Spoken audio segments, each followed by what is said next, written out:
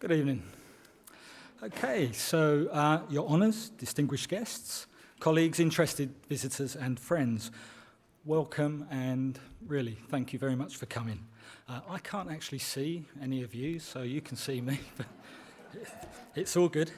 My name's Ross Coomber. I'm the director of the Griffith Criminology Institute, which is hosting this event tonight with the generous support and partnership of the State Library of Queensland. Before we move forward, of course, it's important that we acknowledge the traditional custodians of the land on which we're gathered, pay our respects to elders past and present, and extend that respect to other Aboriginal and Torres Strait Islander peoples. I'm not going to hold up proceedings for long. We started a little bit late as well. But following on from our acknowledgement to the traditional custodians of the land, I have a few other acknowledgements to make first. It is, of course, my pleasure to initially acknowledge the Honourable Tony Fitzgerald AC QC and his wife, Kate Fitzgerald.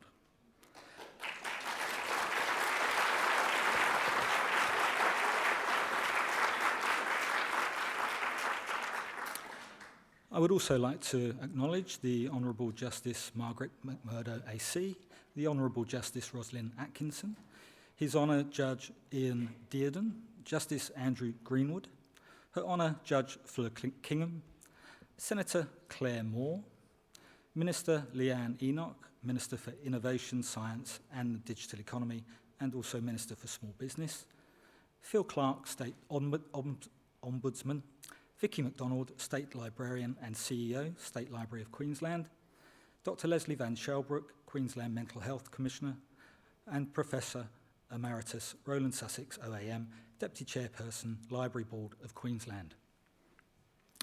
Friends and distinguished guests, I'm sure that we will have a marvellous evening in store for you, and I think it's worth knowing that attendance at the event itself was actually oversubscribed tonight, indicating no doubt huge interest in both our distinguished speaker and the very important and contemporary topic on which she will present tonight.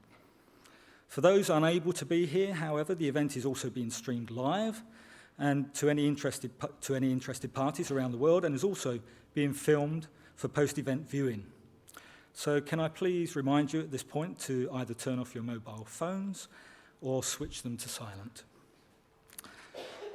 Some of you will know that this is the fourth in a biannual series that is also linked to some other Tony Fitzgerald Lecture series activities in criminology at Griffith, and we will shortly provide you with some insight into that too.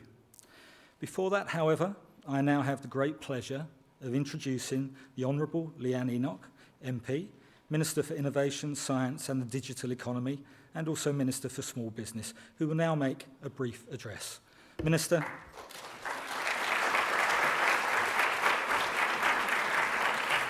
Thanks so much.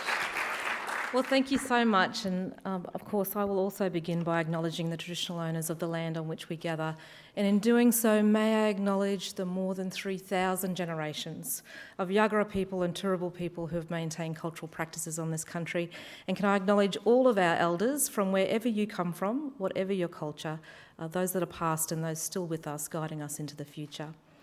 Of course, we have heard a long list of distinguished guests that are here tonight, and I also have that long list here, but I will not repeat for the sake of time.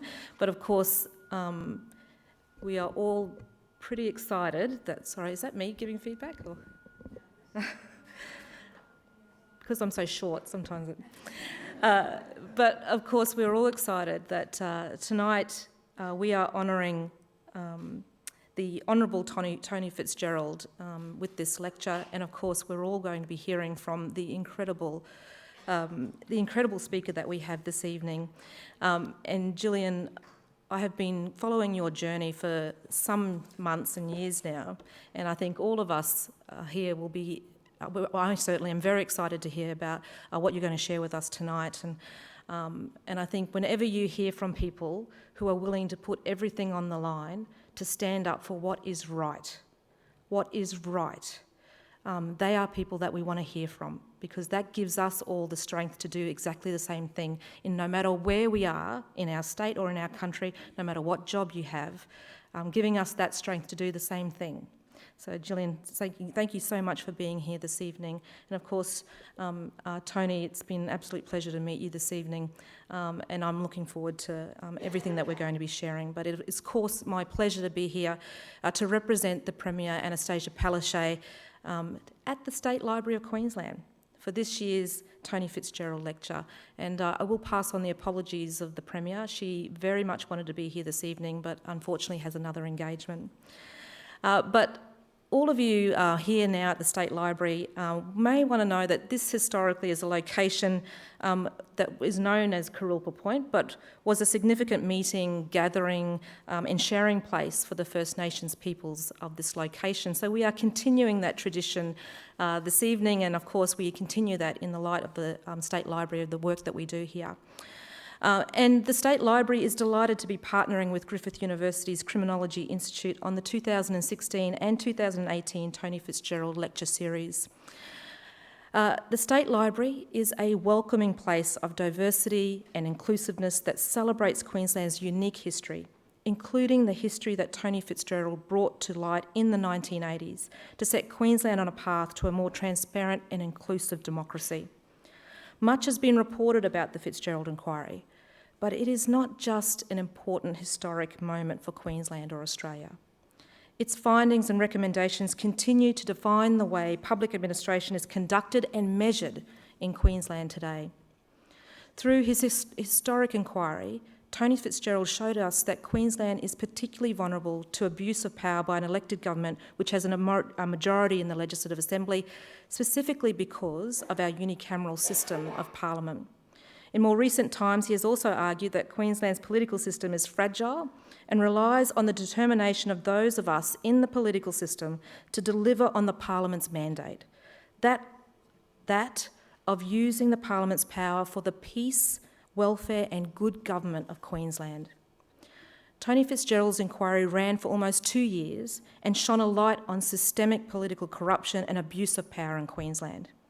It was undoubtedly a watershed moment in Australian political history and ushered in an environment in public administration that I believe and I hope means no government will ever be able again to treat the community with contempt and get away with it. And importantly, that the ethos of right and wrong, something that I very much grew up believing in, is an intrinsic part of the character and values of those who espouse to and who represent Queenslanders. It is critical that elected officials commit to abide by good governance principles that put the best interests of Queenslanders before all else. Only by doing so can the people of Queensland maintain trust in both their elected officials and the system itself. Ladies and gentlemen, it is an honour to welcome you here this evening for such an important lecture, as it is an honour to serve as a minister in a government which respects the important contribution that Tony Fitzgerald has made to public life in this state.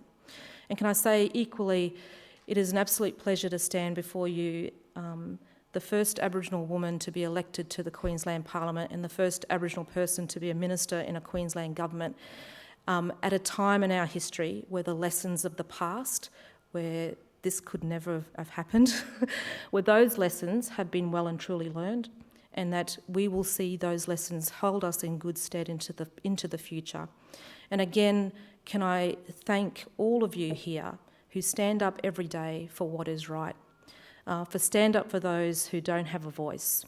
And tonight, as we hear from Gillian, I hope that you all take strength from her words and strength from one another to ensure that Queensland and Australia is the best place to live, to raise families, and the best place for the future of all of us. So, thank you.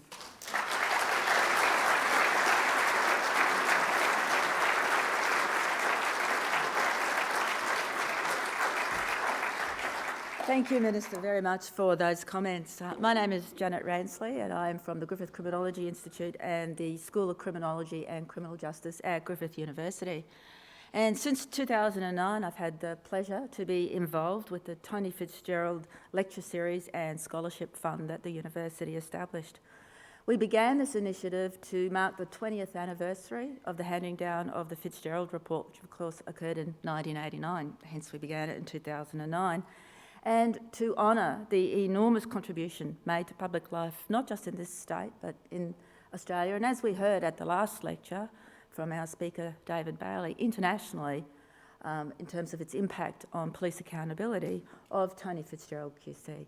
Tony, we thank you very much for your continued association with this series, this initiative, and with Griffith University. We really are very appreciative of your role. As the Minister has said, the report has become a landmark, and I won't go over what she has just covered, but one of the other things that the Fitzgerald Report served to do was to act as a catalyst and an inspiration to many researchers and practitioners working in fields related to governance in Queensland. And I know there are many people in this room whose careers and whose career goals were directly affected by the Fitzgerald Report, including my own. So this biennial lecture series aims to keep these issues of reform, democracy and good governance in the public eye.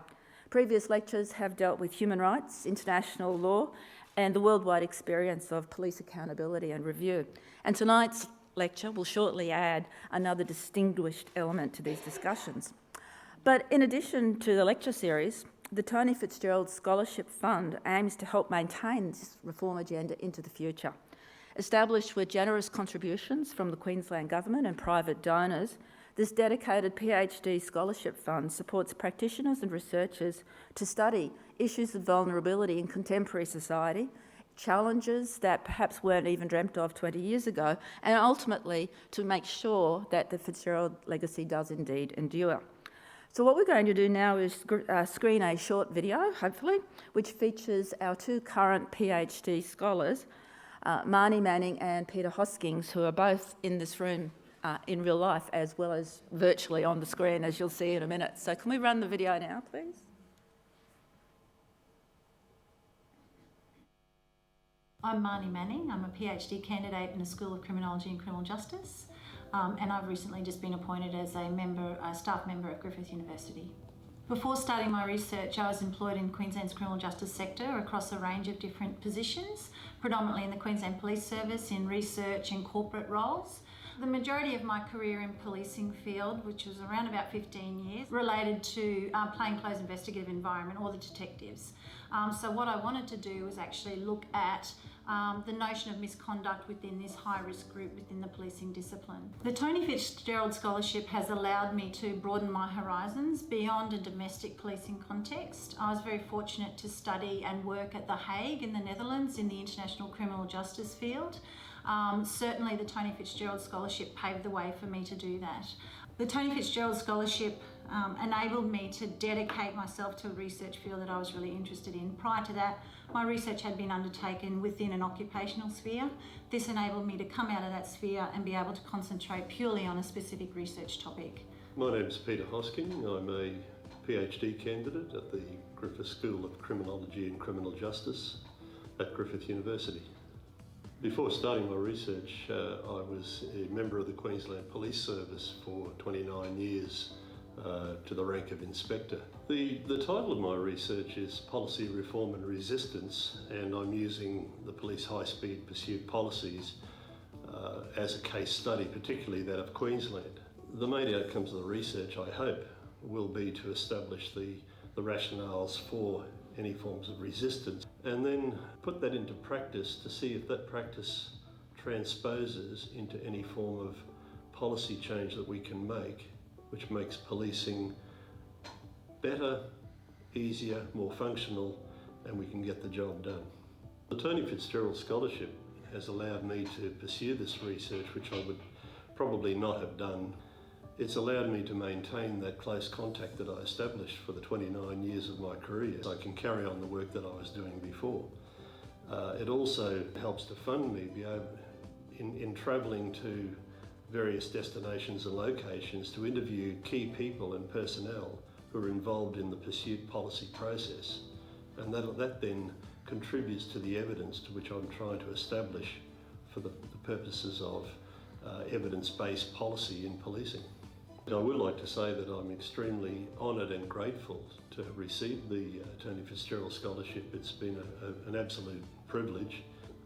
I feel that it's the great avenue really within academic study for a potential PhD candidate to pursue the kinds of things that are important for future policing policy, and it's really quite a prestigious scholarship, and one that I'm extremely proud to say that I retain at the moment. So thank you very much, Marnie and Peter, for explaining to us the benefits of the Fitzgerald Scholarship and the kinds of research that you're doing, which will help make sure that the reform process continues into the future. So I'd like to conclude by saying that we are still accepting donations for the scholarship fund, soft sell there. But in addition, we will be announcing a third scholarship and hope to award that new scholarship in the early part of 2017. And if you're interested either in making a donation or in potentially applying for the scholarship, there'll be information about both of those things on the Griffith Criminology Institute website. I'm now going to hand over to Pro-Vice-Chancellor Professor Paul Mazerol, who is going to introduce our speaker tonight.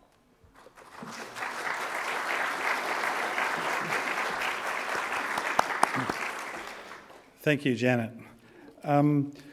Colleagues, as has been mentioned, the Fitzgerald Report was a watershed in Queensland and Australia's political history, exposing sweeping corruption and criminal activity within the police and political system. Indeed, it's prompted significant justice and governance reforms, and the report served as a catalyst and inspiration to many researchers and practitioners working in these fields, and it continues to inspire improvements in governance and standards of ethical conduct. What this significant lecture program seeks to celebrate is not only the pathways that lead us to more ethical and transparent governance, but also the controversies and fierce public debate that invariably surround that process. Without this tension, we cannot hope to see reform within our social and justice systems. And so our distinguished speaker this evening perfectly embodies these qualities. Professor Gillian Triggs is President of the Australian Human Rights Commission, a position she first took up in 2012, and she's also the acting Aboriginal and Torres Strait Islander Social Justice Commissioner. Gillian was previously Dean of the Faculty of Law and the Chairless Professor of International Law at the University of Sydney from 2007 to 2012, and also the Director of the British Institute of International and Comparative Law from 2005 to 2007. She's also a former barrister with 7 Wentworth Chambers and Governor of the College of Law. Born in London, her parents having been at war, her mother in the Royal Navy and her father as a tank commander in North Africa, after the war, Richard, her father, returned to his family's jewellery business, but life in London was grim. And so in 1958, they migrated with Gillian and her younger sister Carol to Melbourne. Gillian graduated in law from the University of Melbourne in 1968.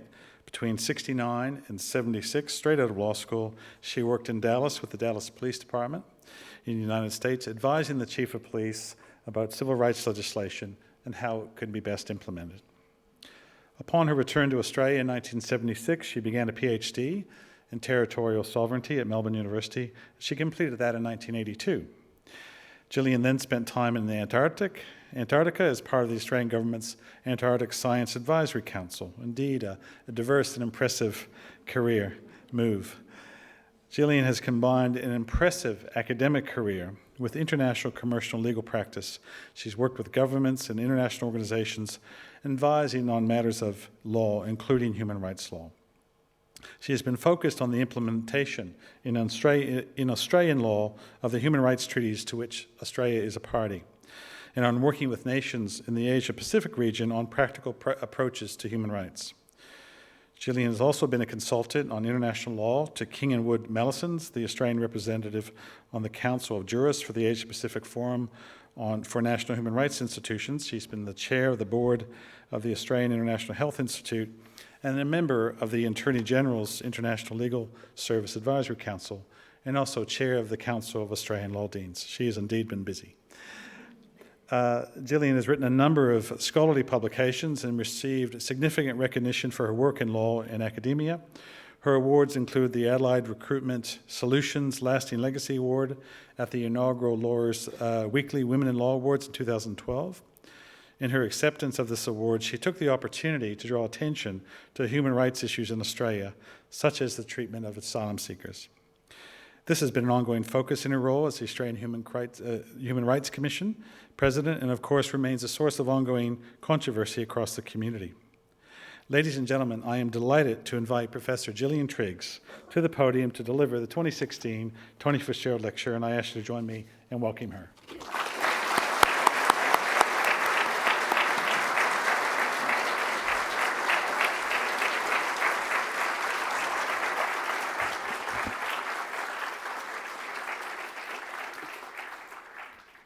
Well, good evening, everybody.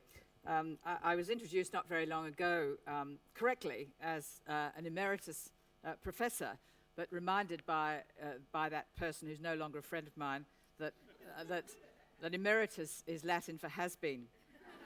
Well, I really have been around for nearly 50 years, as you heard from that introduction, with a lot of varied experiences. I wasn't much good with the Dallas Police Department, but it was nonetheless a fascinating experience, as you can imagine, in 1969 on the first introduction, just a few years earlier, of the civil rights legislation in America.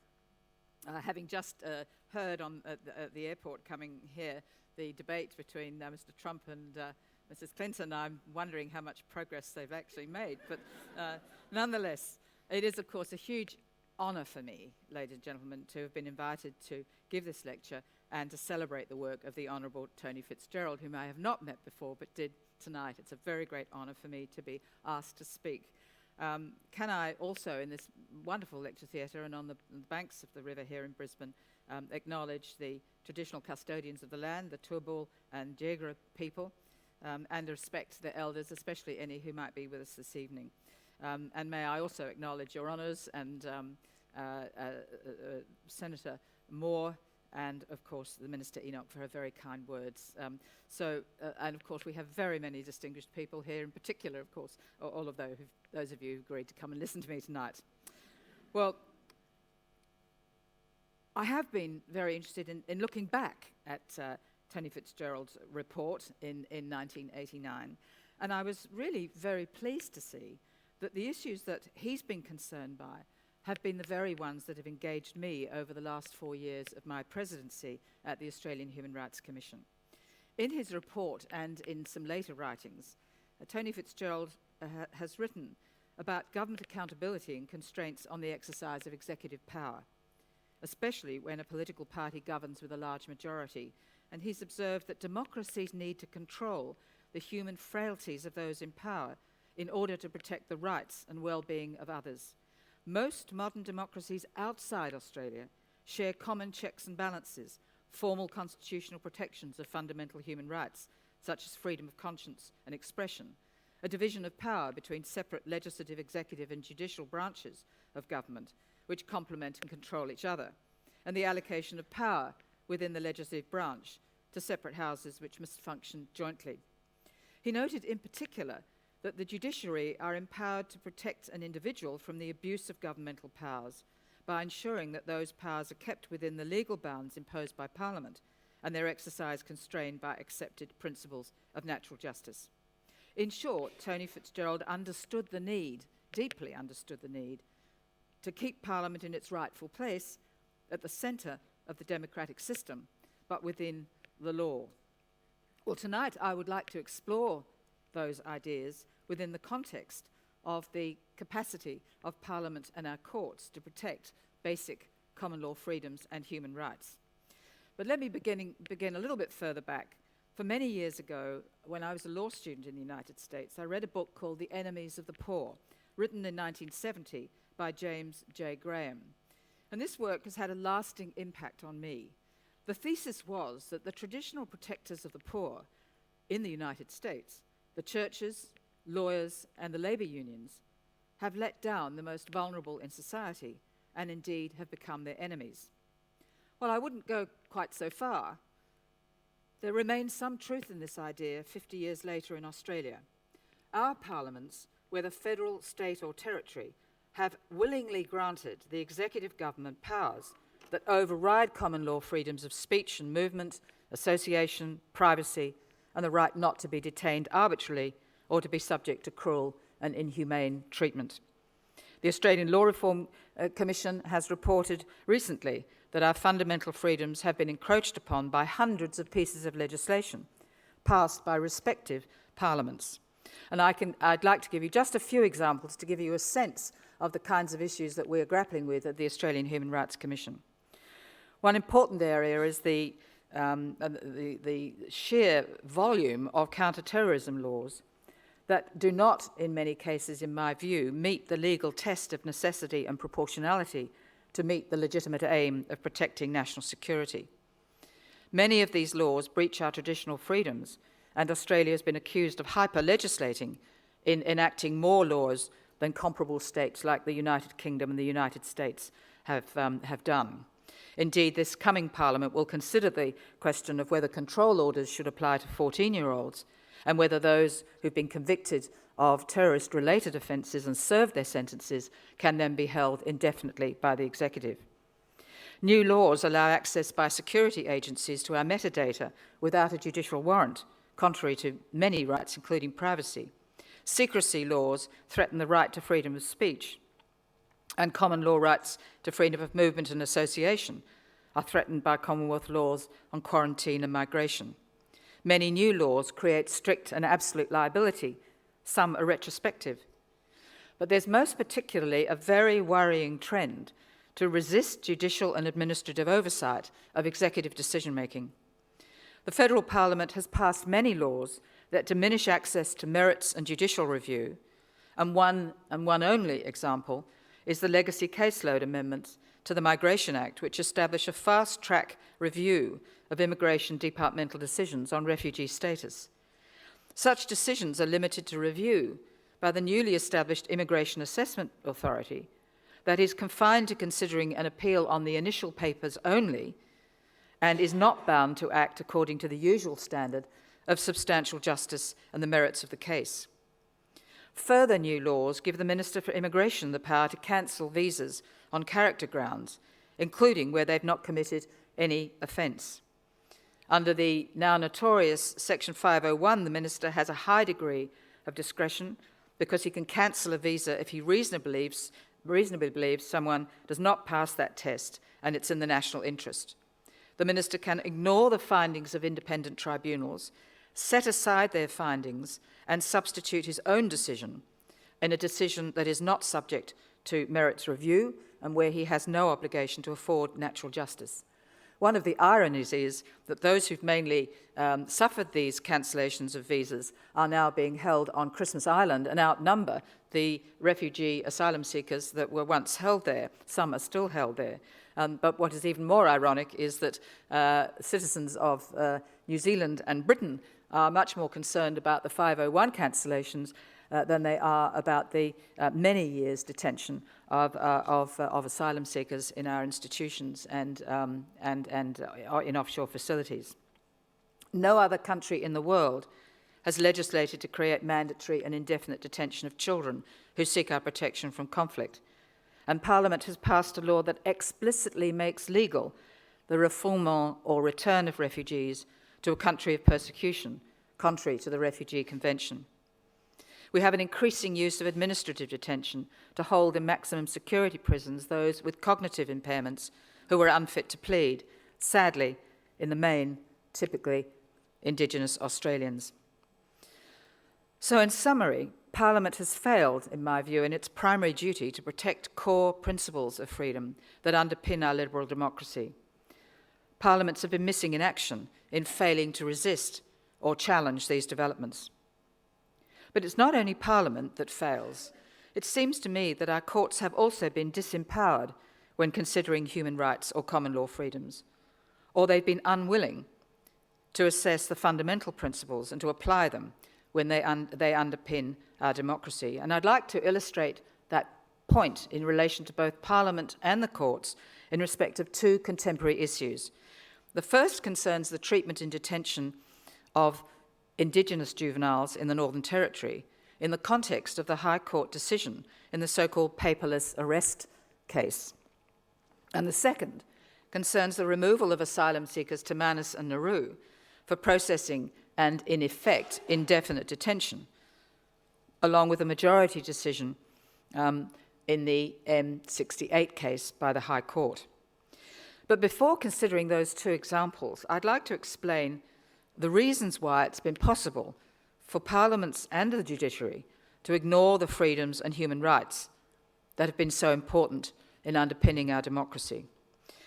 Historically, though, it must be admitted that from the early days of Jesse Street and the Covenant of the League of Nations in 1919, and of course of Doc Evatt, that brilliant but irascible lawyer in 1945 in drafting the Charter of the UN, and in 1948 working with Eleanor Roosevelt to create the Universal Declaration of Human Rights. Australia has been a leader in developing the body of treaty law that creates the obligations of all member states to protect human rights. We've had a genuine commitment to negotiating and ratifying the International Covenant on Civil and Political Rights, the Convention on the Rights of the Child, the Refugee Convention, the Genocide Convention, the International Covenant on Economic, Social and Cultural Rights, the Torture Convention, right up to the most recent Rome Statute for the creation of an International Criminal Court to give effect to those extraordinary words of the Nuremberg Tribunal: crimes against humanity are committed by men, not by abstract entities. Or despite the historical and very genuine commitment by Australia, I'd suggest that over the last 15 years in particular, we've faltered in our commitment to human rights, and we have become isolated and exceptional in our approach to fundamental freedoms. Well, how has this happened? I think Australia is exceptional in part because, as you will all know, we have very few constitutional protections for human rights. The Constitution protects the right to vote, to the acquisition of property on just terms, trial by jury on indictment, due process under Chapter 3 of the Constitution, and, of course, freedom of religion. But all other freedoms depend for protection upon other sources, especially the courts and the common law. It rested with the High Court, for example, to imply a freedom of political communication, a right that does not fully equate to the common law or international law right to freedom of speech. Indeed, I was reminded yesterday by a rather wonderful woman I met, head of the School of Government at Harvard, that I shouldn't be too enthusiastic in talking about American law and the Bill of Rights, because in fact in America you don't have a right to vote. I was quite astonished by this, but apparently it's true.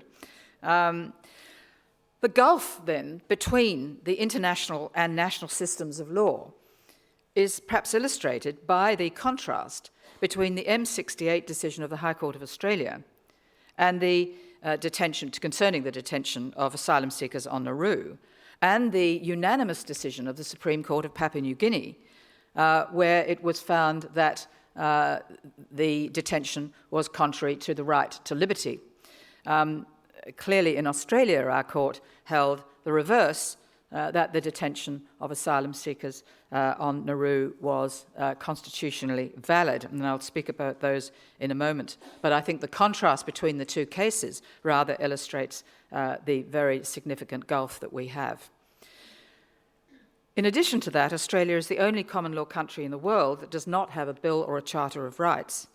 Indeed, it's ironic that recognition of the need for a legislated protection of freedoms has been at the state and territory level from Victoria and the Australian Capital Territory, and I'm really delighted now to see that Queensland has taken the first step in a report that's recommended at least a parliamentary scrutiny process.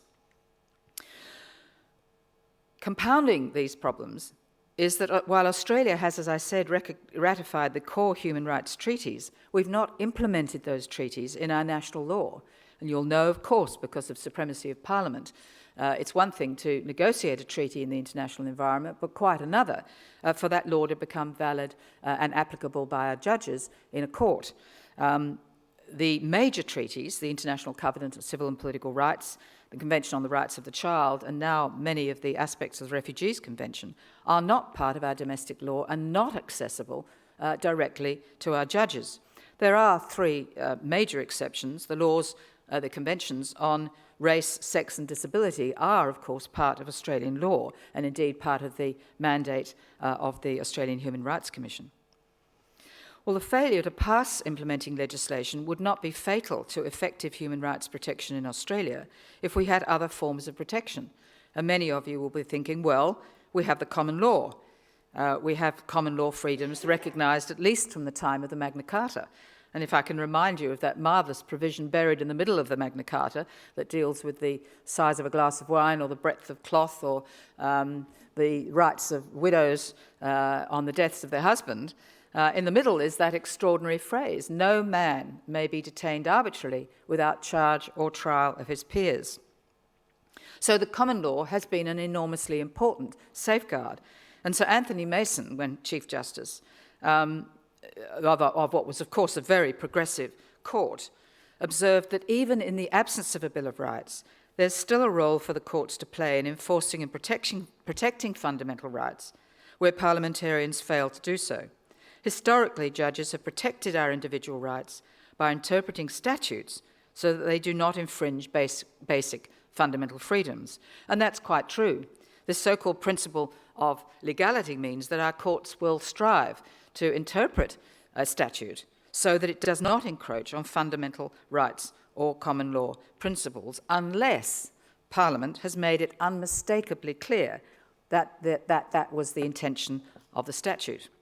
Well, this is oft repeated in case after case after case, but the reality is that in the most contested areas such as migration law and counter-terrorism laws, there is usually a crystal clear legislative statement by Parliament.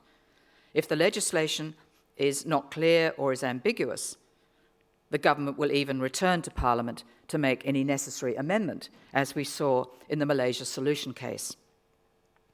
In summary, then, Australia has an essentially parliamentary approach to the protection of human rights.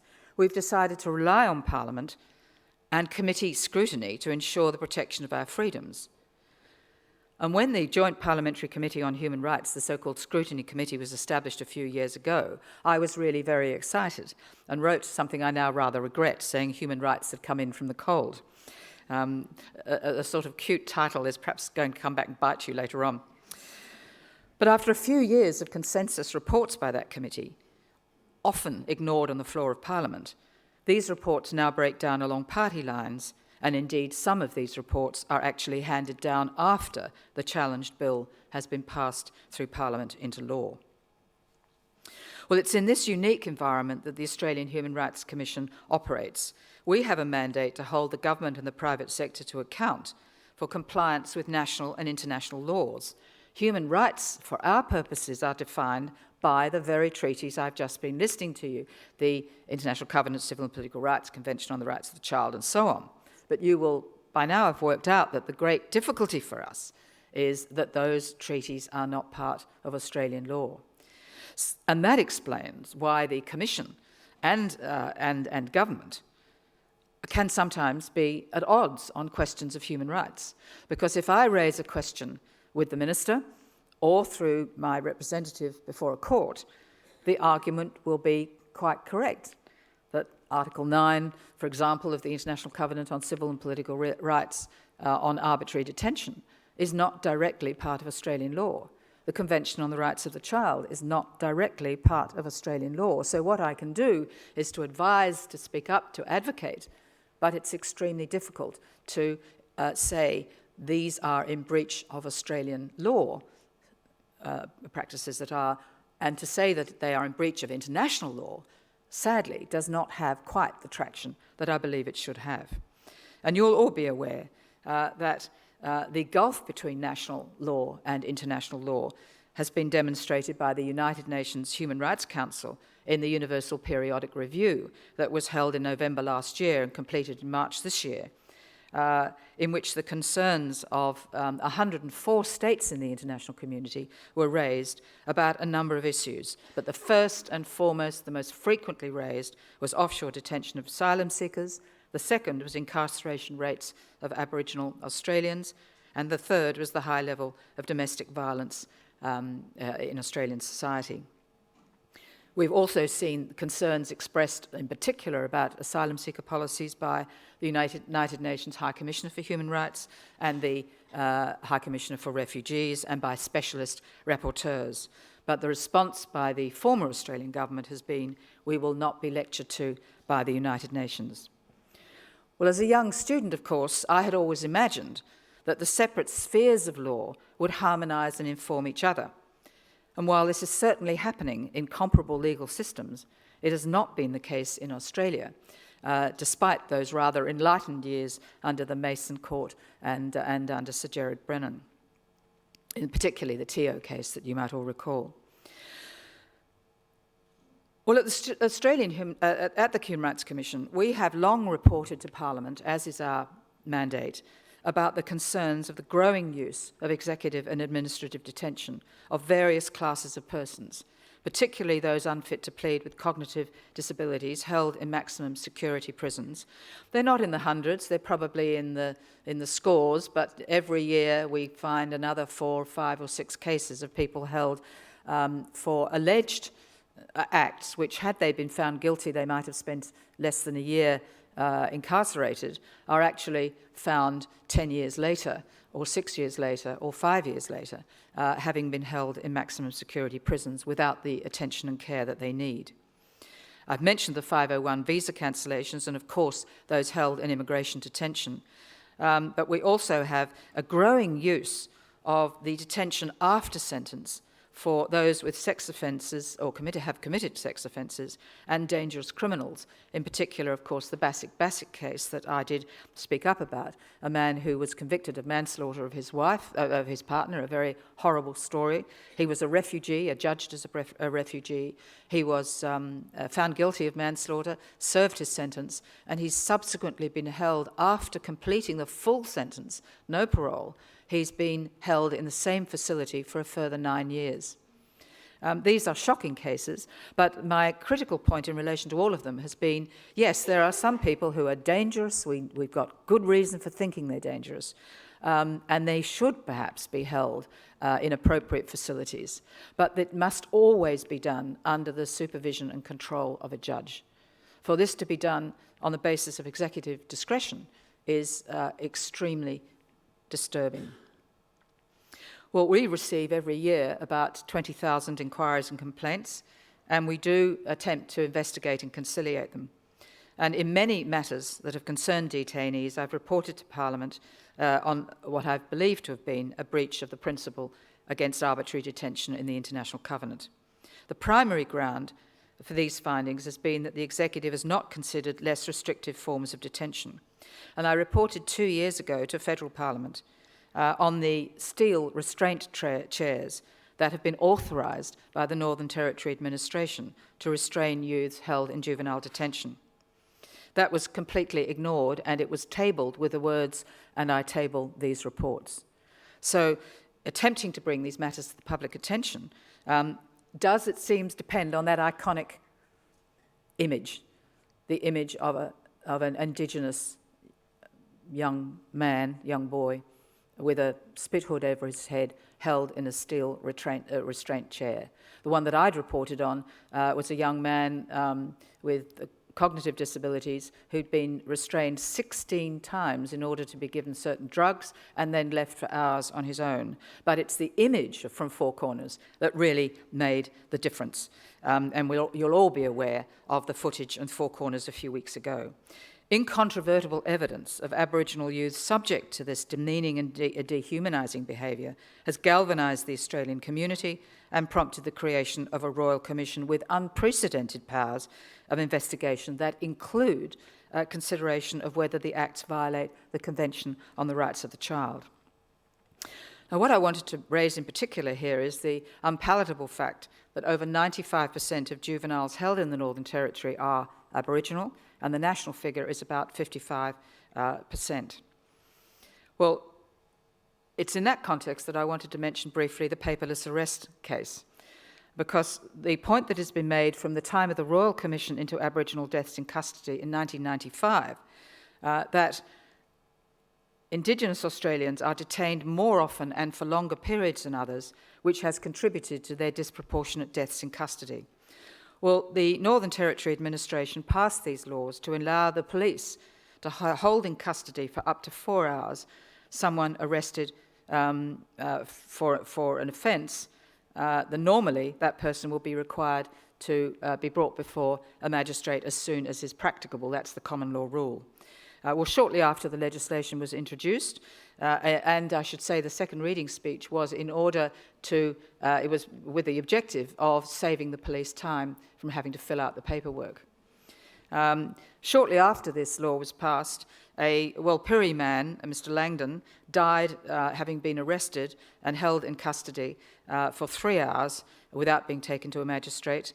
And the coroner subsequently reported that it was the paperless arrest powers that were leading to a disproportionate impact on Aboriginal and Torres Strait Islanders, and he recommended it be repealed.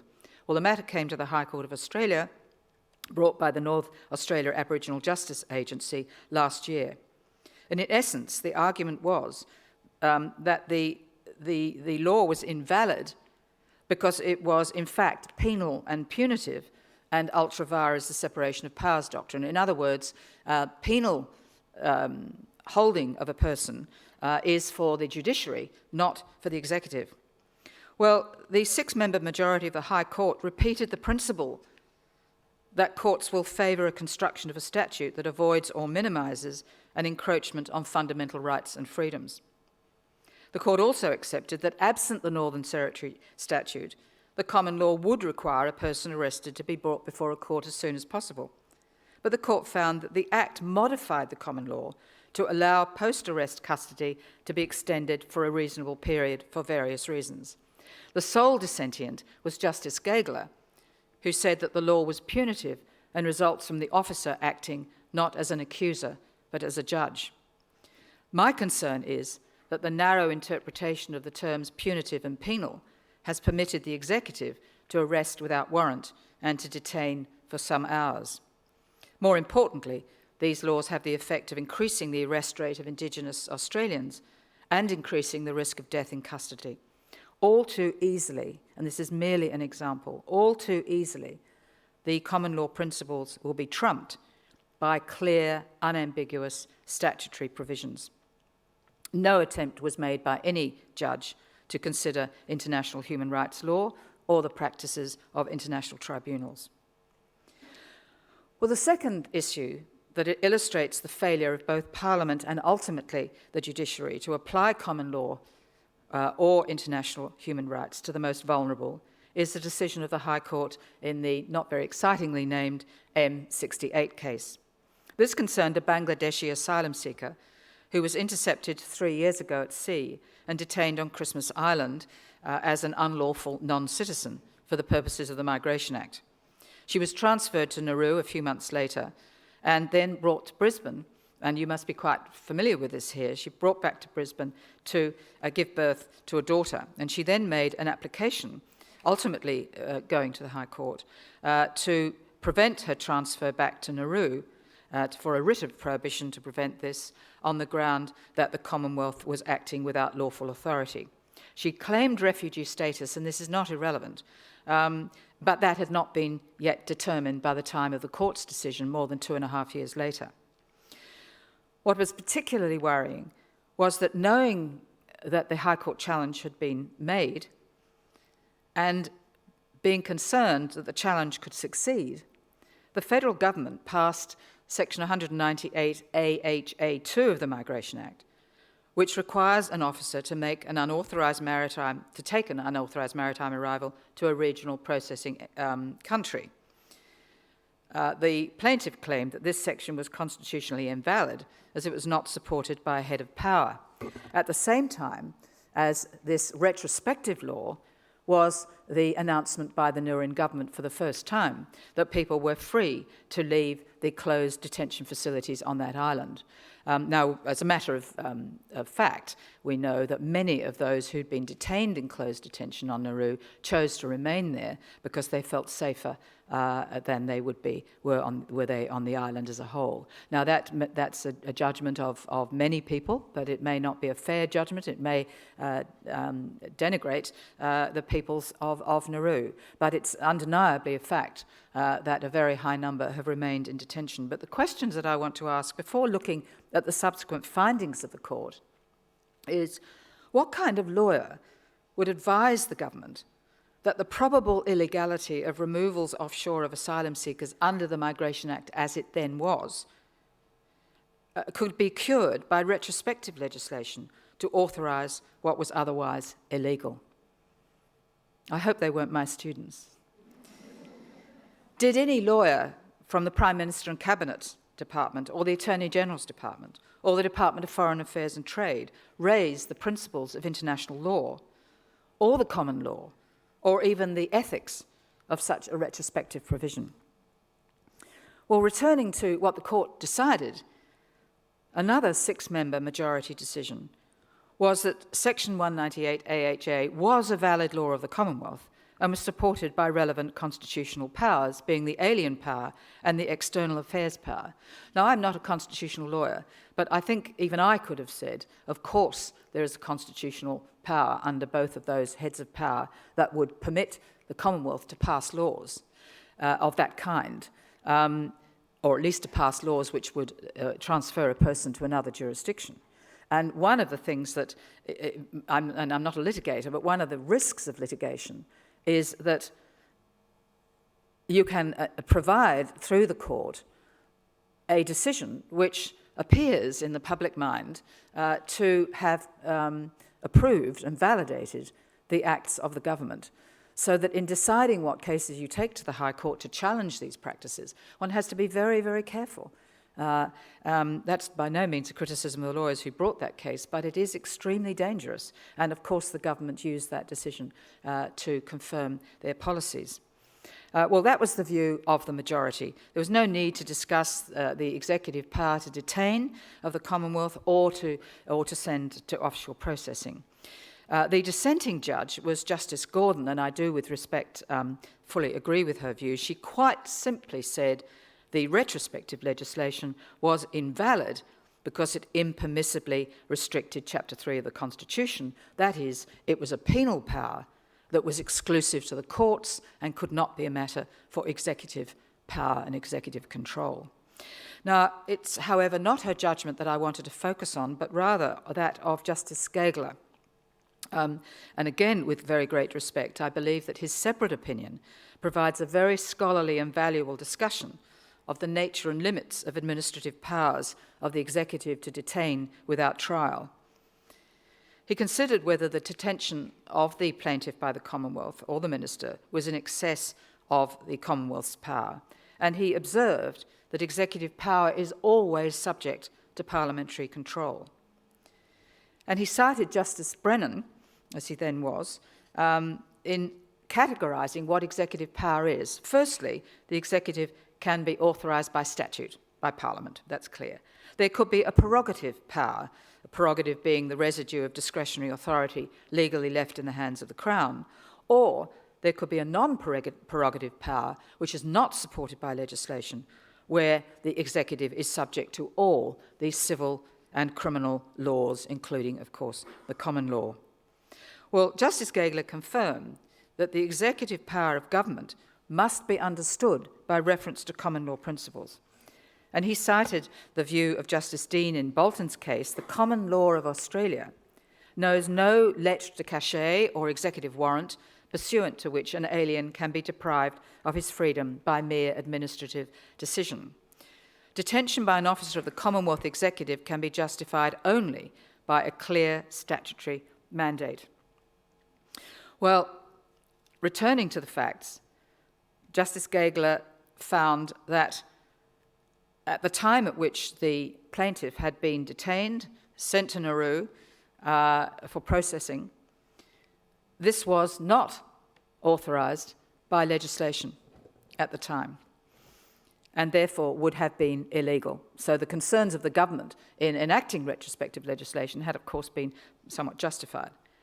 But he then went on to say that the retrospective laws nicely covered the period of the plaintiff's detention on Nauru and Christmas Island, and that that law was a valid law of the Commonwealth, and therefore the procurement of her detention on Nauru was within the scope of the statutory authority conferred by the government.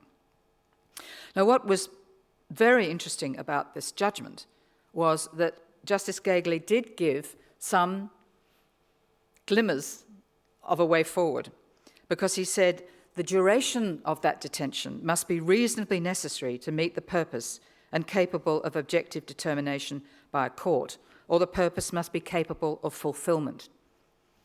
I would suggest that when you're holding people for some years on Manus and Nauru, the statutory purpose has not been met, that it is not been met within a reasonable time, and that maybe some future cases can be brought to challenge the continued detention of about 830 men on Manus and about 450 people on Nauru, 50 of them children. Justice Gageler also looked at the question of penal powers, but nonetheless concluded that there was no breach of the provision that penal powers may only be exercised by the judiciary. Well, there are some general comments to be made about this decision. That firstly, not a single judge referred to international legal obligations under the Convention on the Rights of the Child or any of the other conventions, the Torture Convention, the Refugee Convention. And I'd suggest that it is really unacceptable for our courts to ignore the legal regime of obligations under international law. I'm not suggesting that those provisions are binding, but I think that they should at least be a matter of consideration as a matter of comparative jurisprudence to inform the way in which common law principles are understood. Justice Gageler's analysis of the executive power is an important one, because I think he's given us at least some idea of the separation of powers doctrine and upon the limits of executive powers to detain. Well, it's clear then from the two cases, and there are many others that are along the same lines, that Parliament expressed in a statute can always override the common law rule, consistent with the idea of supremacy of an elected and representative Parliament. But what are the options for democracy when Parliament fails to exercise its traditional restraint when enacting new laws, or when the courts are unable to reach out to traditional common law freedoms? What can we do when a majority government, in collaboration with opposition parties, passes laws that explicitly and without ambiguity breach our fundamental common law freedoms in the interests of national security, or public order, or law and order, or even to save the police having to fill out the paperwork? Well, I've thought long and hard about this, but I have come to the view that some form of legislated Bill of Rights is absolutely essential for Australia. We are isolated from the jurisprudence of comparable countries, and indeed most of the world. We have become exceptionalist in our approach to international standards, and we've allowed a great gulf to open between the international environment and on human rights and our national laws. I know that there is no political appetite in Canberra for a legislated Bill of Rights, but I do think we need to reignite the national discussion that was, of course, run so brilliantly by Father Frank Brennan, who, of course, made a recommendation that we should have a charter, a recommendation accepted by the Labor Party, but then dropped. It's in that context, of course, that I'm so pleased to see that the Queensland Government's Legal Affairs and Community Safety Committee has made a recommendation that some form of process be adopted in Parliament so that laws can better consider human rights protections, particularly through a statement of compatibility with human rights, which is required federally. Well, perhaps I conclude by saying that as respective federal parliaments become increasingly fractured and dysfunctional, with the result that governments cannot achieve their legislative objectives, the risks of government by executive fiat, by regulation, and by the exercise of non-compellable and non-reviewable ministerial discretion pose ever-increasing threats to our democracy. I suggest we should be alert and alarmed by the failure of our legal system to protect our fundamental rights, especially the failure of Parliament and our courts to protect rights that have evolved over millennia. Serious need needs to be given to a federated Bill of Rights, a federal legislated Bill of Rights.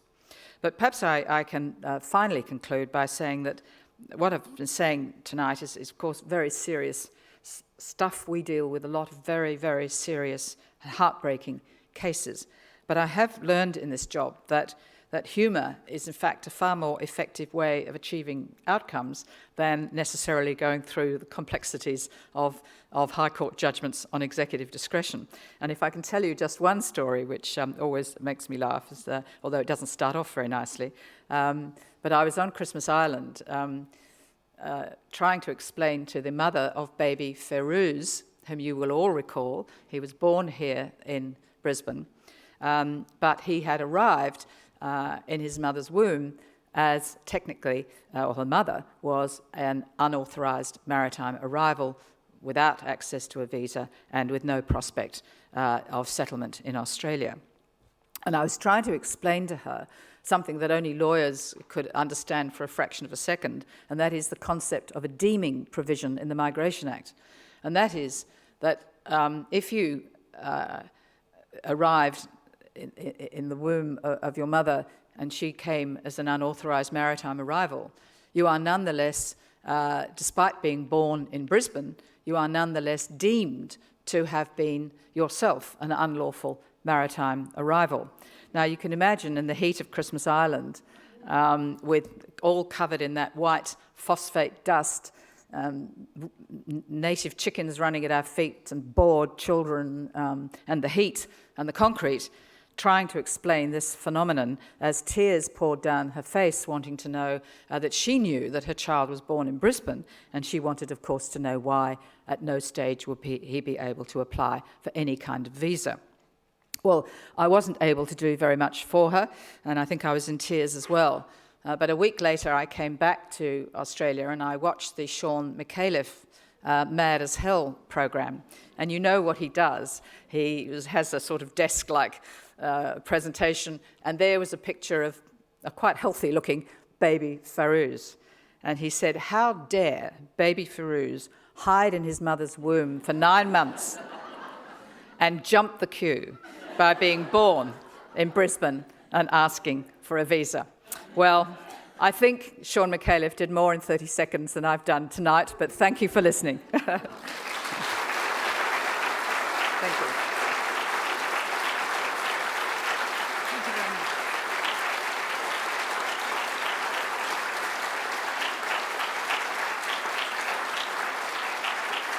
Thank you. Thank you very much indeed.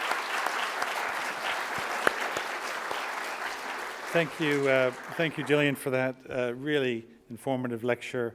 And it's a really important set of themes that you've been covering. And for me, and I know there's a lot of questions that we're going to address in a moment, maybe for 5 minutes, but it's great for you to call attention to the importance of the Bill of Rights, which is what the very first Fitzgerald speaker called attention to 7 years ago. So, colleagues, we have time for about 5 or so minutes of questions, so why don't we open it up for Professor Triggs.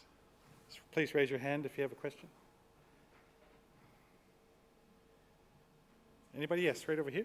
There's a microphone coming. Sorry,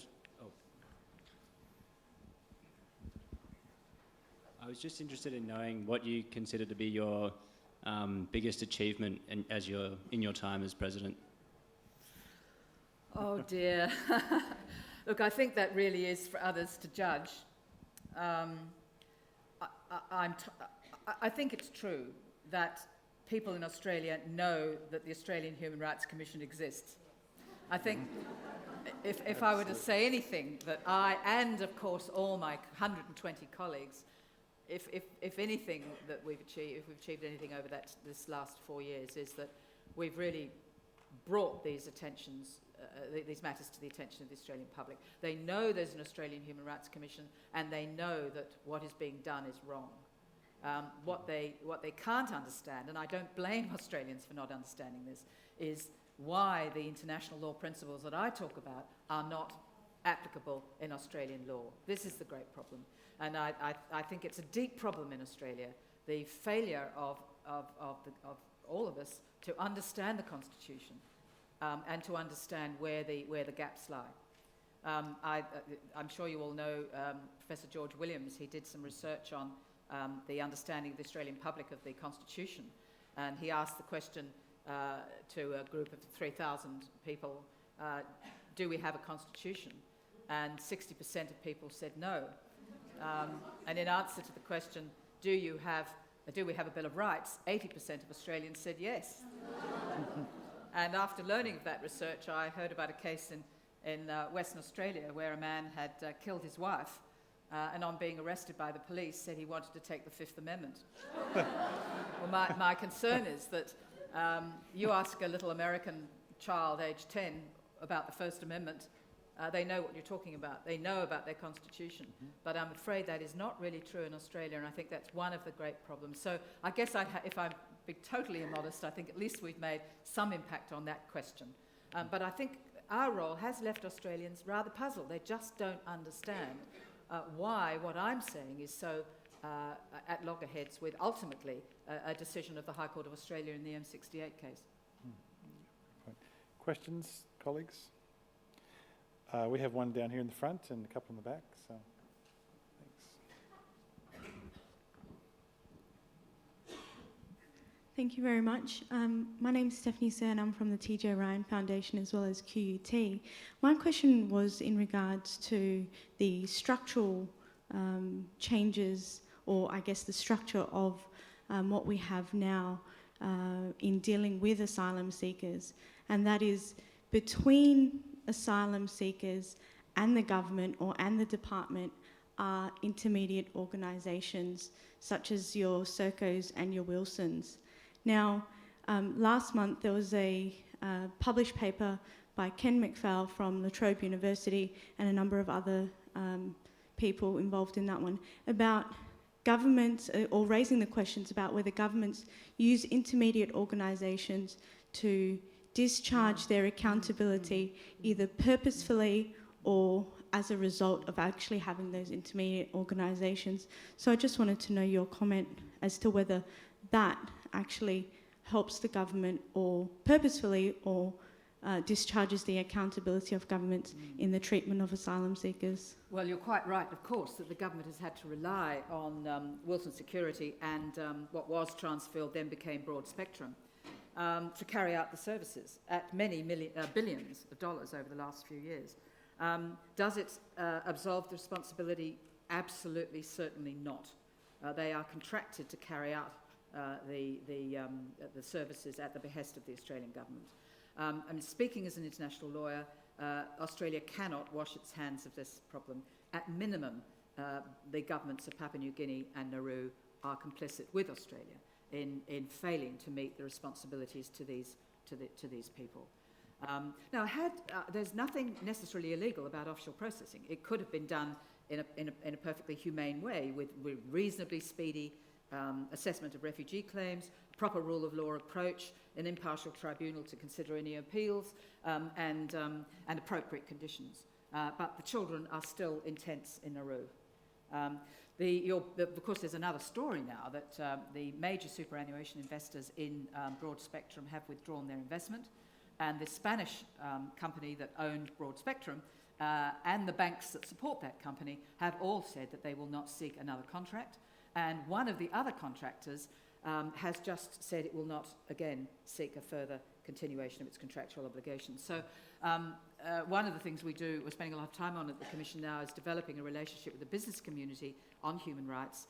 And it's been very heartwarming for us that the business community has been very, very responsive. Of course, businesses want to be proud of the businesses they're running. They've got risk. Of course, they've got risks, but they also come from a position of good faith. And they are increasingly saying, we do not want to be responsible for actions that constitute breaches of human rights and reflect upon our reputation. One of my favourites is Rip Curl, that was exposed in the Fairfax media for purchasing ski gear from a factory in North Korea that was known to have effectively slave labour. And if I'd been the lawyer to the corporate, the directors, I probably have written a very pompous little thing about exclusion clauses in the contracts and so on, but Rip Curl didn't. They went straight out within hours of this being being in the media. They discovered the problem, and they said to their young audience, "We stuffed it up. We're really sorry. We won't do it again, and we'll return monies, and we will never source our products from those places again." So that's merely by way of example, but we're finding that the business community is starting to respond, and it may very well be that if this kind of offshore processing continues, maybe there won't be companies that are prepared to do the work. Who knows? But certainly that is what we would encourage. I think, Penny, you have a question?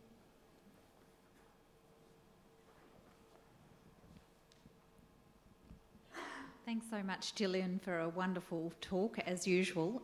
Just a couple of questions.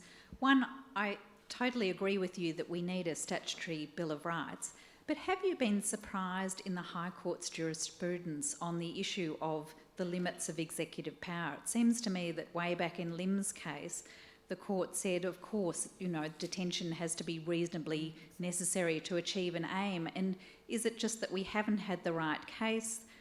Of course, there was Al Kateb, dreadful case. Is that what's going on? And just a second thought, do you have any comments on the recent summit in New York and states' commitments to actually share responsibility for refugees, and whether you thought that went far enough? Thank you. Well, with regard, yes, you're quite right, of course. Lim's case provided some language that a subsequent judge could have picked up to say, what is necessary and proportionate to achieve a legitimate aim. It's the standard that applies in international law as well as domestic law. But somehow, with a judge that is trying, like, if I may say, Justice Gageler, you're with him all the way, you think, right, we're getting there, and then suddenly, in the last paragraph, he says, but Parliament is clear, it's retrospectively made legal what was illegal, and that is the end of the matter. And what I'm surprised by is that we're not going back to the sort of jurisprudence that Sir Gerard Brennan, the language he used about informing the common law from international law, which of course underpinned in part the Mabo case, some of the most important cases we've ever had. It's not that our courts haven't done it in the past, and particularly the Mason Court did, with particularly the Teo case, but a number of others on environmental matters and so on, not human rights necessarily, although the Teo was the Convention on the Rights of the Child. So I'm very puzzled by this. But those two courts can demonstrate to me that some judges will find the analysis that will support it.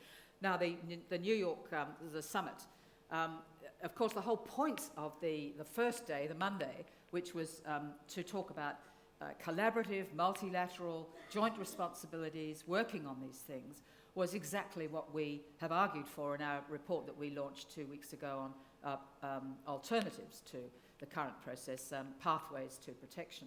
So I thought that the New York Declaration was very encouraging. It was broad brush, Penny, I know you know this very well, broad brush, these declarations always are, they're never quite what you'd like to see in terms of, but I think they've set the process is in motion, and I think we will see some outcomes. But what was, I think, extremely disappointing is that Australia really hasn't come to the party. I think it is deeply misleading to say that we're one of the major refugee resettlement countries. I was in Jordan not very long ago, and I know Penny's had even significantly more experience than I have, but there we were looking at Syrian refugees who, of course, are coming across now, I think 2 million from Syria. But the same day, I'm passing through a refugee centre from the Six-Day War, where the refugees still are in Jordan. This is a massive global problem, and I'm a migrant to Australia, as Paul said. I'm a boat person too. Australia has been such a welcoming and wonderful country for me and my family. I find it astonishing that we can have political representatives across both major parties who take these views. So I'm very disappointed, and I cannot see the connection with Costa Rica, although, obviously I'm delighted to see some refugees being accepted. Yeah. It seemed an extraordinary thing to do without some kind of Malaysia kind of solution, some quid pro quo. We still haven't solved this problem of the 1,500 people approximately being held in these detention centres indefinitely. in laws that other countries wouldn't dream of implementing. How has this happened? And that's really what I wanted to talk about tonight. But I think that the only solution I can come to is for people like you to speak up, to stand up for these principles, and really to stand up for the values that built Australia. That's great. Our last question right there. Thanks. Good evening. My name's Tom, associated with the University of Queensland. I was wondering in relation to Nauru, whether Australian liability might have been articulated in terms of a private law doctrine, such as the doctrine of the undisclosed principle, for instance, perhaps characterising Australia as an undisclosed principle. Just whether those private law remedies might also have a place in human rights. Thank you. Well, that's a very interesting thought. I mean, if it were undisclosed, then it might be a useful concept. I think there's no doubt at all under international law that Australia is responsible for these asylum seekers on Manus and Nauru, possibly jointly with those two other sovereign nations, but at least partly responsible. We cannot absolve ourselves of that responsibility. But that brings me back to the gulf between the systems of law.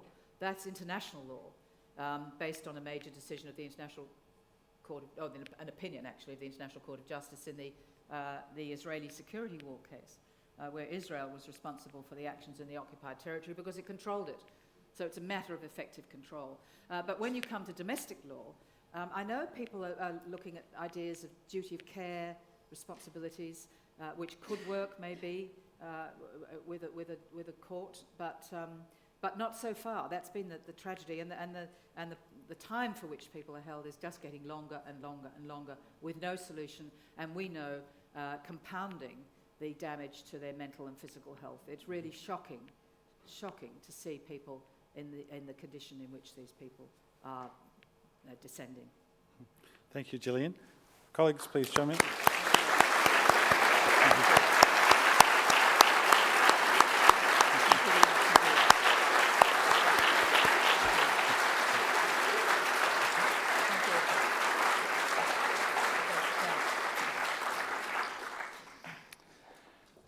Okay, so friends and distinguished guests, we've come to the end of the evening. I'm just going to wrap up. I really hope, I said at the beginning, I thought it was going to be a really marvellous evening, and I think it definitely has. I hope that it's been informative and has left you with food for thought going forward regarding the extent to which Australia is witnessing a relative decline in its legacy of human rights. Evenings like this don't just happen. We are, of course, grateful to everyone that made this occasion possible, including, once again, our main speaker, Gillian Triggs. And I would also like to say thank you for the passion from the Minister early on in the evening, because I think that came through very strongly. So once again, I'd just like to say thank you to those presenters.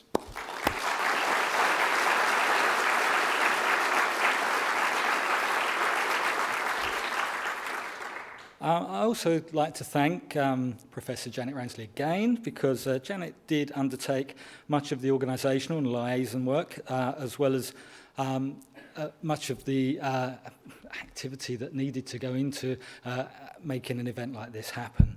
I also want to thank the exceptional Griffith Criminology administrative support staff, especially Carrie Zhang, Sam Boza and Fiona Saunders, who helped make this, along with the State Library. I'd like to thank Vicky as well, that helped make this evening happen. So once again, I'd like everybody to put their hands together to thank those people.